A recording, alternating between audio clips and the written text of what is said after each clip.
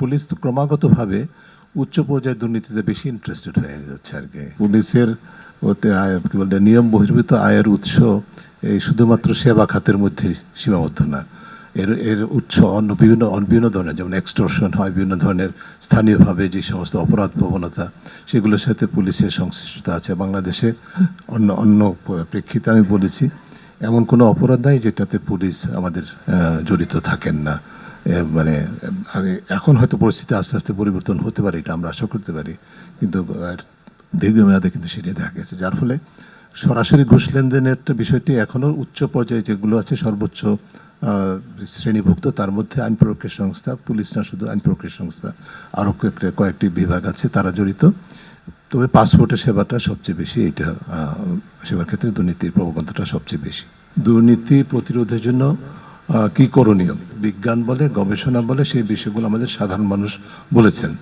অর্থাৎ মূল কথাটা হচ্ছে যে দুর্নীতির বিরুদ্ধে শাস্তিমূলক ব্যবস্থা গ্রহণ করা হয় না, সেই কারণে দুর্নীতি ব্যাপকতা, গভীরতা সবচেয়ে বেশি। এবং এর সাথে খুবই সম্পৃক্ত তো আরেকটা বিষয়, মূলত একই বার্তাটা, সেটা হচ্ছে তদারকির ঘাটতি। যারা সেবা প্রদানকারী তাদের তদারকির ঘাটতির কারণে তারা অনিয়ম দুর্নীতিতে নিমজ্জিত থাকেন, এবং তাদেরকে জবাবদিহিতার, যারা জড়িত তাদেরকে জবাবদিহিতার আওতায় আনা হয় না, সেটার কারণে দুর্নীতির ব্যাপকতা এবং গভীরতা বাড়তে থাকে।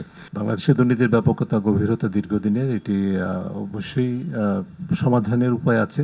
যেই সমাধানগুলো বা দুর্নীতি নিয়ন্ত্রণের যে হাতিয়ারগুলো পৃথিবীর বিভিন্ন দেশে, আমাদের বাংলাদেশেও যেটি প্রযোজ্য, সেই হাতিয়ারগুলো প্রয়োগ হয় না। দুর্নীতির বিরুদ্ধে ঘোষণা দেওয়া হয়, বিভিন্ন ধরনের অঙ্গীকার করা হয়।